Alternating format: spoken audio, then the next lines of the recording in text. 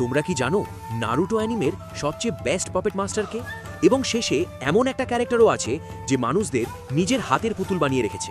তো চলো ভিডিও শুরু করা যাক, কিন্তু তার আগে লাইক বাটন প্রেস করে দিও। তো নাম্বার 3-তে আছে কাঙ্কুরো। এই হিডেন স্যান্ড ভিলেজের একজন শিনোবি, এর সাথে সাথে এ ফোর্থ কাজাকেকের সবচেয়ে বড় ছেলে, যে এই আর্টে এতটাই বেশি পারদর্শী যে মানুষের টেরই পায় না যে তারা রিয়েল পার্সনের সাথে ফাইট করছে নাকি কোনো পাপেটের সাথে। এবং যখন তাদের এটা জানা হয় ততক্ষণে তাদের হাড় ভেঙে গেছে। নাম্বার 2-তে আছেন গ্র্যানি চিও। ইনি হিডেন স্যান্ড ভিলেজের একজন স্ট্রংগেস্ট কুনোইচি, যিনি পাপেট মাস্টারিতে দক্ষতা অর্জন করে রেখেছেন। এবং এনার ওয়েপন্সে পয়জন লাগানো থাকে, যার ফলে এনিমি অনেক বেশি উইক হয়ে যায়।